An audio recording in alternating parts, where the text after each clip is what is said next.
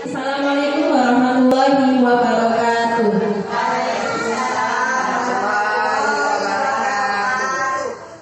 Alhamdulillah hari ini bisa berjumpa kembali di sini di ruangan SD Negeri Agasari dalam keadaan sehat. Terima kasih yang sebesar-besarnya saya sampaikan kepada ibu-ibu semuanya yang sudah meluangkan waktunya untuk mengikuti kegiatan diseminasi saya dalam rangka pendidikan guru.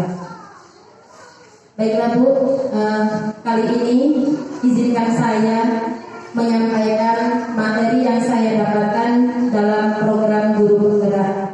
Bukan berarti saya lebih pintar, bukan berarti saya lebih paham, tapi saya hanya menyebarkan pemahaman dan intinya mengajak ibu-ibu semuanya, khususnya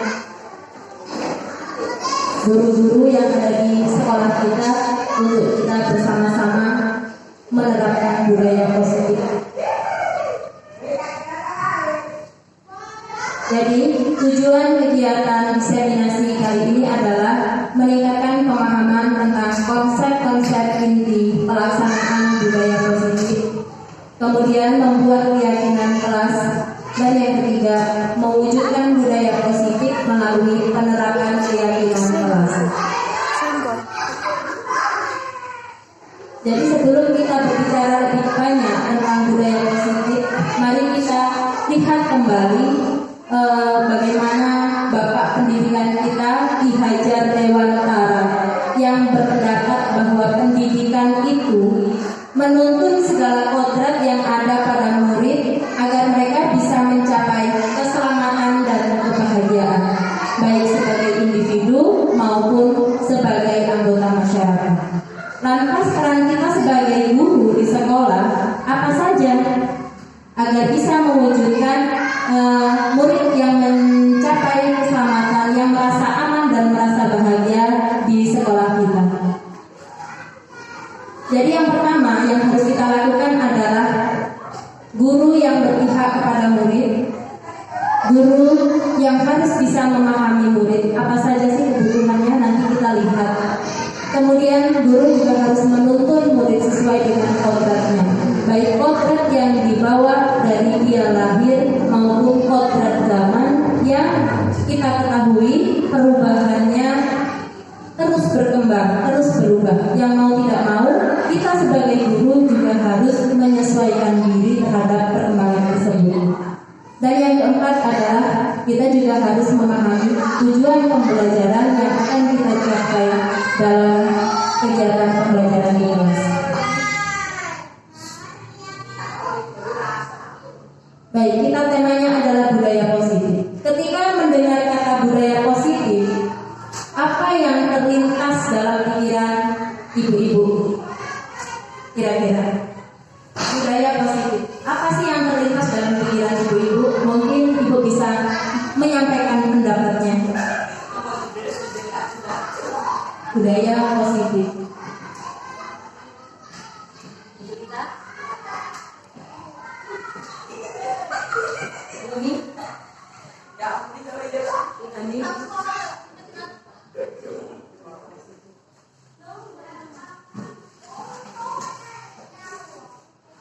Budaya positif dalam menurut saya yaitu di mana kita memberikan hal-hal positif bagi murid-murid kita untuk dia lebih berkembang, lebih maju lagi, baik dari segi pendidikan maupun dari akhlak dia sehari-hari.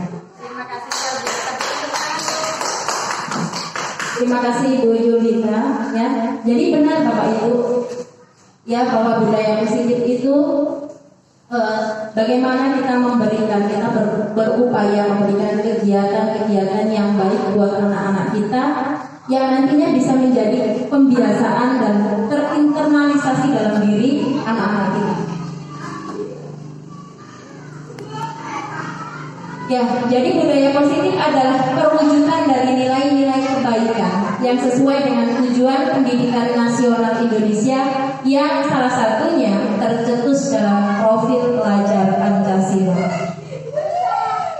Jadi, mempelajari budaya positif itu ada beberapa yang bisa kita lakukan. Yang pertama mulai dari disiplin positif atau nilai kebajikan, kemudian motivasi perilaku, keyakinan kelas, kebutuhan dasar manusia, posisi kontrol, dan juga segitiga restitusi.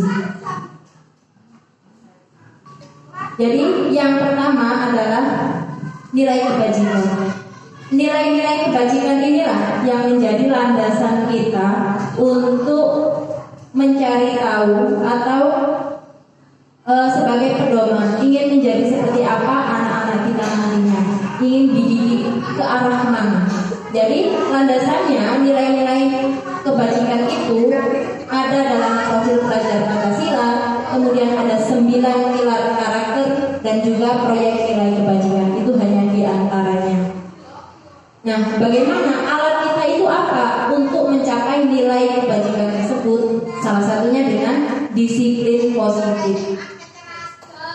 Salah satunya dengan disiplin positif, yaitu harapannya dengan penerapan disiplin positif kita mampu menumbuhkan motivasi dari dalam diri anak-anak kita dalam mengontrol diri dalam melakukan tindakan, sehingga mereka lebih bertanggung jawab terhadap apa yang dilakukannya dan menumbuhkan kesadaran diri berdasarkan nilai-nilai kebajikan yang kita pilih.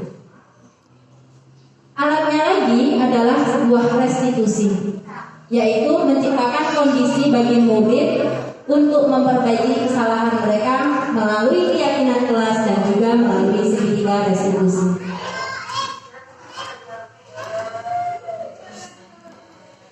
Selanjutnya adalah motivasi perilaku manusia. Jadi Bu, kalau kita ingin melakukan sesuatu itu pasti ada motivasi dalam diri kita. Nah, ada motivasi yang pertama adalah untuk menghindari ketidaknyamanan atau hukuman. Misalnya ya, takut kita melakukan belajar yang sungguh-sungguh biar tidak dimarah. Itu salah satunya untuk menghindari hukuman. Yang kedua, motivasi melakukan sesuatu tindakan itu karena adanya imbalan atau penghargaan. Nanti biar dapat hadiah dari ibu guru, saya harus juara kelas misalnya. Kemudian dua motivasi tersebut ini dinamakan motivasi eksternal atau motivasi dari luar diri. Kemudian, inilah motivasi yang ketiga ini yang ingin kita capai, Bu, yaitu menjadi seperti yang mereka inginkan, ya, yang bisa menghargai diri sendiri dengan nilai-nilai yang dipercaya atau kita sebut motivasi internal. Jadi harapannya seperti ini. Kita meyakini bahwa seperti kita yakin bahwa Allah itu Maha melihat. Ya, tanpa kita disuruh oleh orang lain, harapannya kita senantiasa melaksanakan sholat 5 waktu, melaksanakan sedekah maupun ibadah-ibadah lainnya, tanpa embel-embel imbalan ataupun tanpa takut adanya hukuman dari orang tua kita. Harapannya seperti itu untuk anak-anak kita, sehingga nanti tumbuhlah nilai-nilai kebajikan dalam diri murid-murid kita. Itu harapannya. Ini ada sebuah kasus, Bu.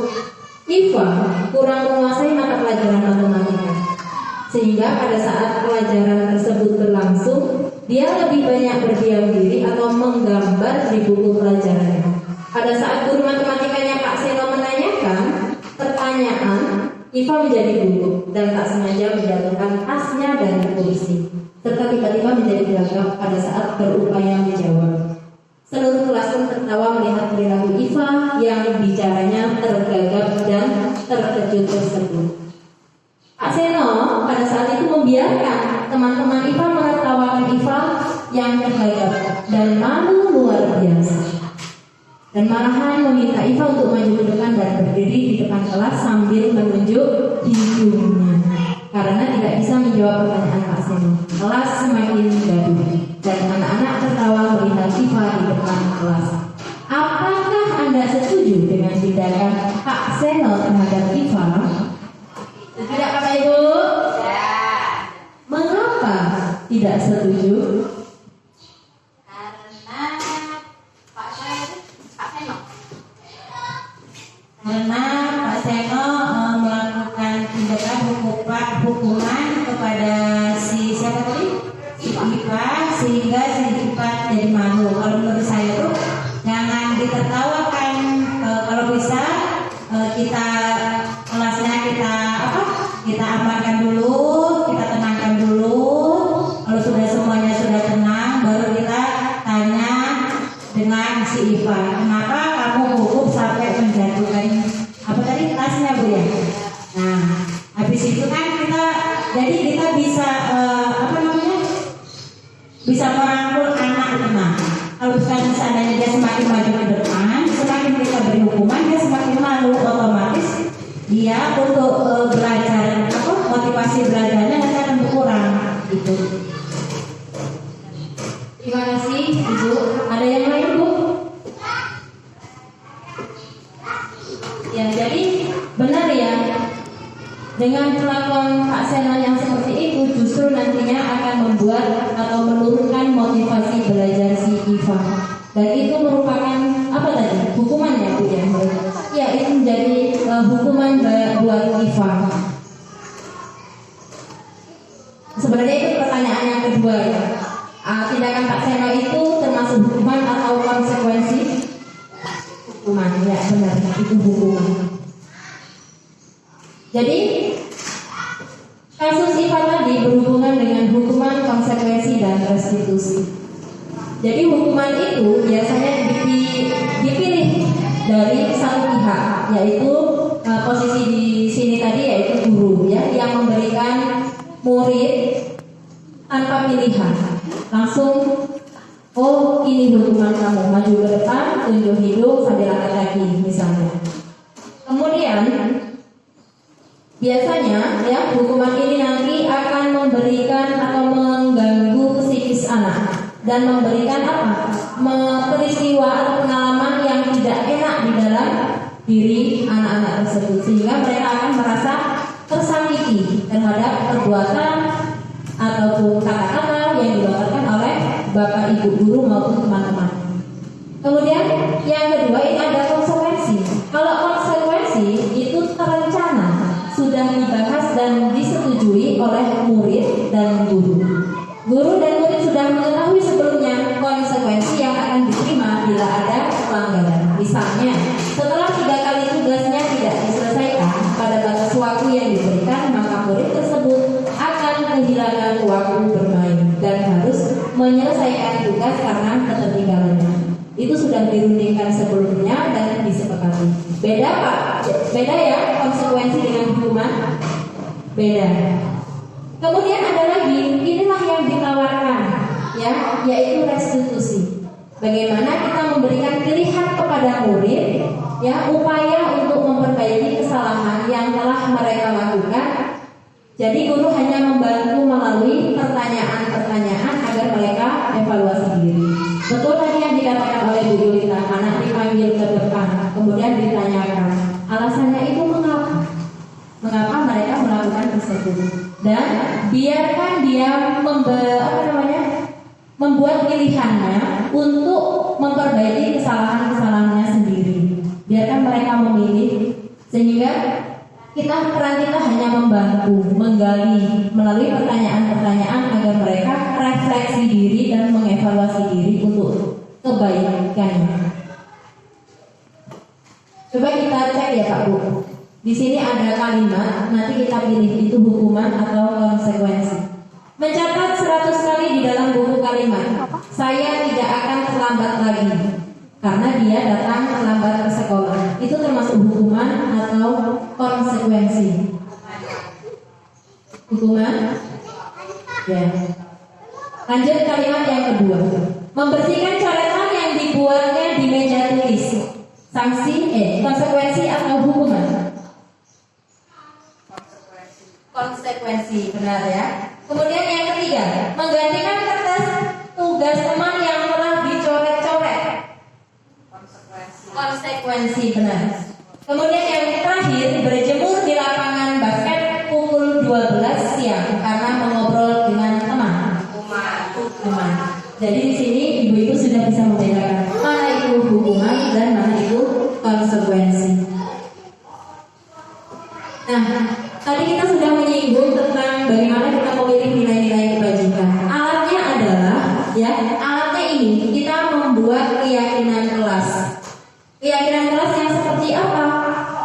Ya tadi kita pilih nilai-nilai apa yang akan kita berikan, internalisasikan pada murid-murid kita. Nah, di sini contohnya ada kata semangat, kemudian menghargai orang lain, tanggung jawab, senantiasa membantu, dan juga bersikap sopan. Ini hanya contoh. Siapa yang memilih? Yang memilih poin-poin ini, yang memilih adalah anak-anak. Ya, jadi kita seperti nantinya di awal pembelajaran harapannya adalah semuanya setiap kelas mengajukan atau membuat keyakinan kelas. Ini caranya gimana? Yang pertama, biarkan mereka membuat peraturan kelas. Jika nanti ada kalimatnya negatif, misalnya dilarang membuang sampah sembarangan, maka kita ubah membuang sampah pada tempatnya.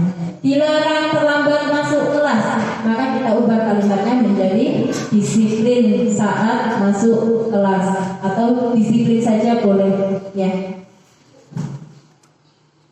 Sebenarnya ini nonton video.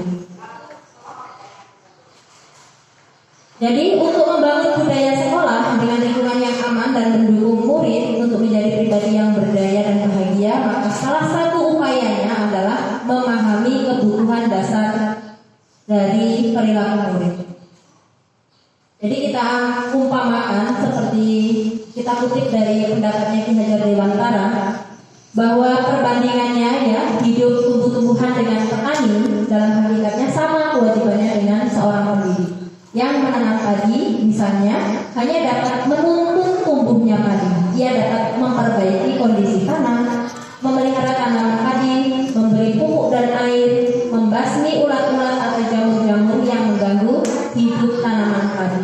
Inilah peran kita dalam pendidikan. Kita tidak bisa mengubah kodratnya anak, tapi kita bisa memperbaikinya. Seperti layaknya seorang petani pada tanaman. Itu harapannya. Jadi ini kebutuhan dasar manusia. Anak-anak kita sama punya 5 kebutuhan dasar hidup. Yang pertama kebutuhan bertahan hidup. Ya, itu bisa berkaitan dengan makan, minumnya, kesehatannya, tempat tinggalnya. Kemudian 2, kasih sayang dan rasa diterima, baik itu dengan sesama temannya. Biasanya kan Pak Bu karena tidak merasa diterima dengan temannya, dikucilkan, ini nanti akan memberontak. Biasanya seperti itu. Kemudian ini kebutuhan pengakuan atas kemampuan. Ketika anak-anak yang lain pintar dapat ujian terus-menerus, maka kita harus memperhatikan anak-anak yang lainnya yang tidak menonjol di bidang akademik. Kita berikan tempat dan ruang bagaimana mereka bisa mengasah kemampuannya yang lain. Misalnya menyiapkan barisan. Kemudian di bidang olahraga, biarkan dia punya ambil peran. Karena jika kita tidak punya ruang dan waktu untuk mereka, maka nanti akan dialihkan energinya itu untuk misalnya mengganggu temannya, ya seperti itu. Kemudian yang keempat kebebasan, bagaimana mereka diberikan pilihan untuk memilih sesuai dengan kesukaannya. Dan yang kelima kesenangan atau butuh merasa bahagia. Sama lah seperti itu kira-kira. Dan ini adalah 5 posisi kontrol saat kita ingin memperbaiki kesalahan-kesalahan anak. Yang pertama adalah menghukum dan membuat rasa bersalah. Ini biasanya ya anak-anak akan cenderung menghindari hukuman.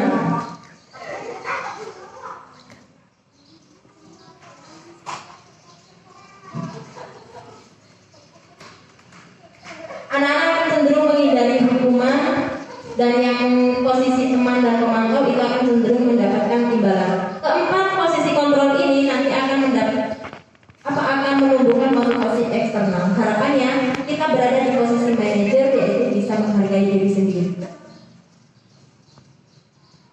Agar lebih paham, kita nonton dulu Pak.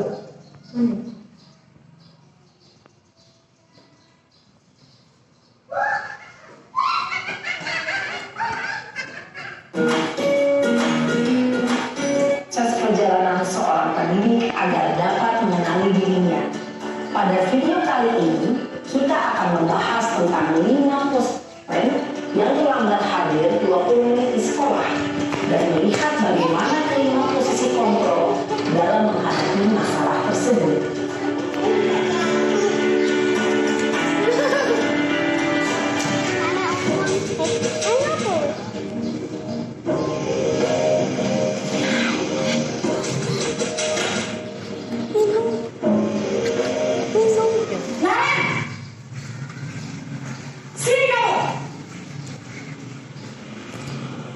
pagi, Bu.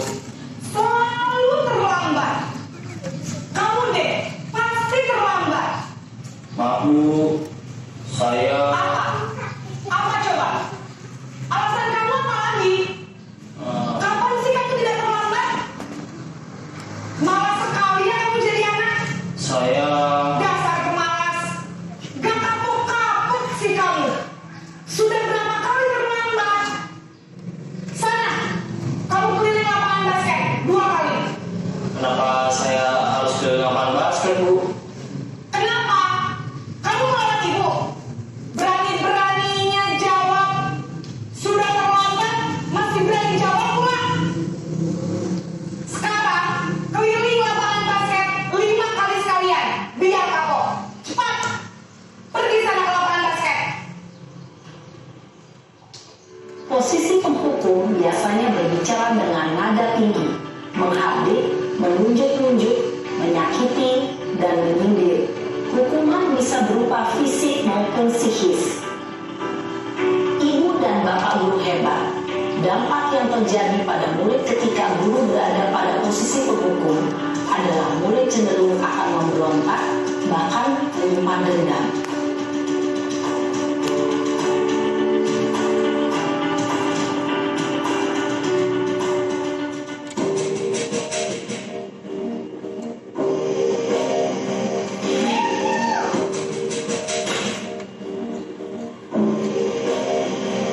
Naren!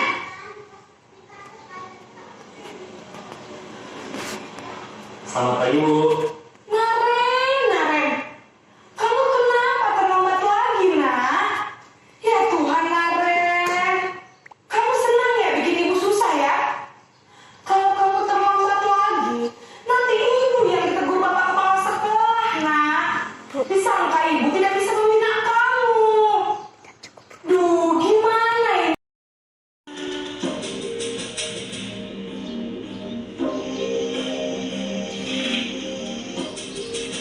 Dengan langkah-langkah restitusi yang kita bahas lagi di awal. Naren!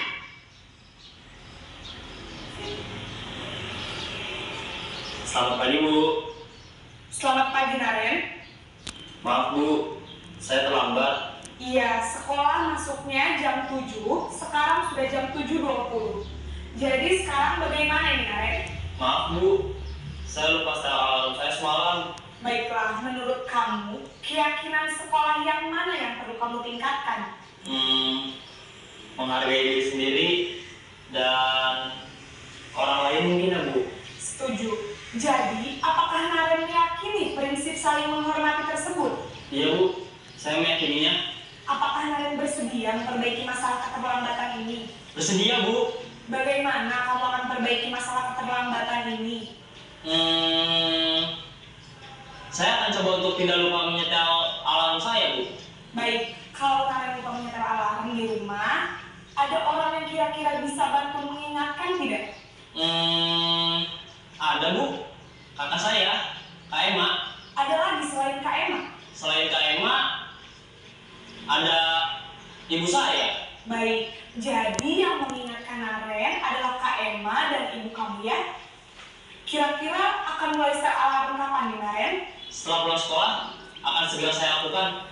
Baik, jadi Naren akan setel alarm untuk bangun besok pagi dan akan diingatkan oleh kakak dan ibu dan Naren ya. Ada lagi yang mungkin perlu dilakukan, Naren? Agar tidak terlambat bangun lagi. Tidak ada, Bu. Baik, Naren. Terima kasih untuk kerjasama kamu. Sekarang kamu perlu kembali ke kelas untuk belajar. Baik, Bu. Terima kasih. Posisi manajer adalah posisi kontrol yang disarankan untuk membimbing murid memiliki sikap disiplin yang positif, yaitu murid yang mandiri, bertanggung jawab, dan dapat memecahkan masalah. Tujuan dari posisi ini adalah agar murid dapat berefleksi atas tindakannya. Guru akan dengan tulus memberikan pertanyaan-pertanyaan bermakna, sehingga membuat murid dapat belajar dari kesalahannya dan mencari sebuah solusi untuk menyelesaikannya. Ibu dan bapak guru hebat, setelah mengamati adegan kelima posisi kontrol tadi, kira-kira posisi mana yang paling ideal? Jadi video yang Ibu lihat tadi adalah 5 posisi kontrol dalam kita sebagai pendidik menerapkannya kepada anak-anak. Jadi kira-kira dari 5 posisi kontrol tadi, posisi mana yang paling ideal? Langsung ya Bu ya. Posisi kelima, tinggal nanti bagaimana kita mau belajar mencoba menerapkannya ketika ada anak-anak kita yang berbuat kesalahan. Memang kelihatannya mudah ya, kelihatannya mudah di video itu Bu, tapi belum tentu nanti pelaksanaannya. Tapi kita coba ya, kita coba, tidak ada yang tahu ya nanti hasilnya akan seperti apa. Tapi saya sudah pernah mencoba ya beberapa kali, dan itu memang menurunkan tensi Bu, ya, sehingga kita itu bisa lebih tenang sebagai pribadi, kita bisa lebih tenang ya, santai, enjoy, karena kita tidak ikut marah-marah ketika ada murid-murid kita itu melakukan kesalahan. Itu hasil dari refleksi saya. Silahkan nantinya mungkin di tahun ajaran baru Bapak Ibu memulai dengan membuat keyakinan kelas dan coba-coba mulai menerapkan dari posisi kontrol sebagai manajer, yang mana ketika murid-murid kita berbuat kesalahan, hendaknya kita mengevaluasi diri mereka dengan membuat pertanyaan-pertanyaan. Jadi mengapa mereka melakukan kesalahan tersebut, kemudian apa sih hal-hal yang harus dia lakukan untuk memperbaiki kesalahan tersebut. Biarkan mereka memilih, dan nantinya kita hanya memantau lagi apakah mereka melaksanakan pilihan-pilihannya tersebut.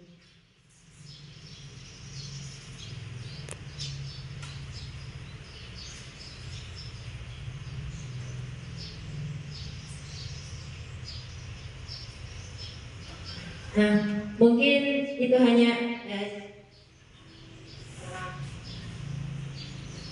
itu ya Bu yang bisa saya sampaikan pada kali ini. Mudah-mudahan ada manfaat yang bisa diambil. Saya akhiri, wassalamualaikum warahmatullahi wabarakatuh. Salam guru penggerak, tergerak, bergerak, dan menggerakkan. Mari kita bersama-sama bergerak bersama-sama untuk meningkatkan, untuk menerapkan budaya positif di sekolah Pagersari. Seperti visi yang kita buat beberapa waktu yang lalu, yaitu mewujudkan sekolah yang unggul dalam iptek, dalam intak, dan berkarakter. Itu harus didukung dengan budaya positif. Terima kasih.